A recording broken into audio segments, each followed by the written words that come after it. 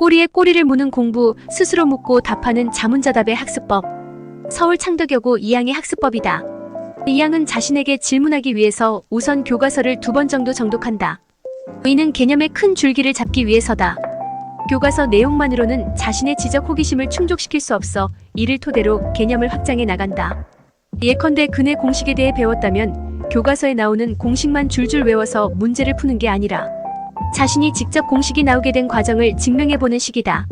이양은 이런 식으로 공부하면 질문이 꼬리에 꼬리를 물면서 배경 지식이 점점 쌓이고 개념을 완벽하게 이해할 수 있다며 교사들이 오답을 유도하려고 낸 난해한 문제까지 해결이 가능하다고 말했다. 최상위권 성적을 받는 비결이라는 뜻이다. 이양은 시험에 나올 내용만 골라 하는 공부를 하지 않는다. 새로운 지식을 알아가는 과정 자체를 즐긴다. 과학교과서에는 과학자들이 수많은 시행착오 끝에 발견한 결론만 실려있는 경우가 많아 그 이론이 나오게 된 배경, 과정, 원리 등에 대해 완벽하게 이해하고 싶어 논문을 찾아본다고 한다. 영화 인터스텔라를 본 후 아인슈타인의 상대성 이론에 대한 관심이 커진 게 심화학습으로 이어져 상대성 이론을 다른 방법으로 유도하고 있다.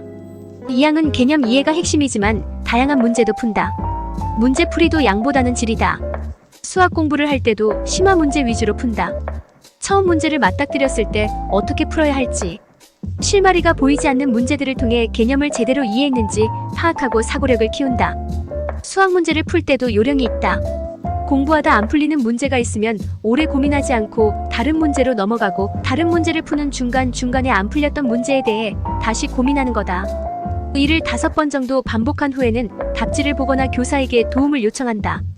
이양은 5번 정도 고민해봐야 답을 보고 문제를 풀어도 어느 부분에서 막혀서 답을 찾기 어려웠는지 알 수 있다며 하루 종일 안 풀리는 문제 갖고 고민하는 것보다 다른 문제를 풀면서 새로운 시각으로 문제에 접근했을 때 해결하는 경우가 더 많았다고 말했다. 수학과 물리 외에 다른 과목들은 시험 기간을 제외하고는 틈틈이 공부한다. 영어의 경우 문법과 어휘 중심으로 공부한다.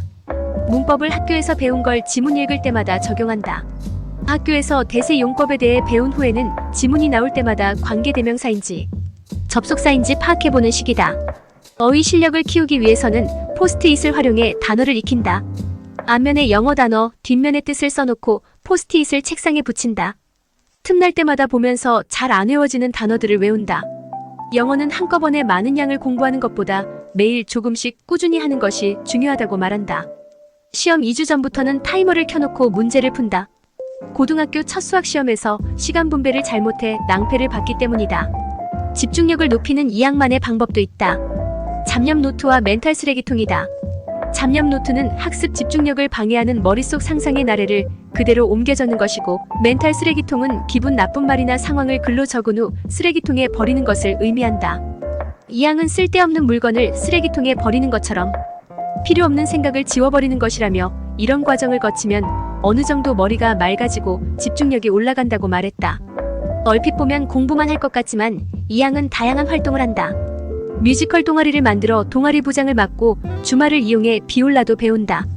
또 풍부한 상상력을 바탕으로 5세 때부터 소설을 쓰고 있다. 이양은 정형화된 틀 안에 갇혀있기보다 자유롭게 사고하는 과정에서 창의력을 키우고 자신만의 공부법도 찾았다.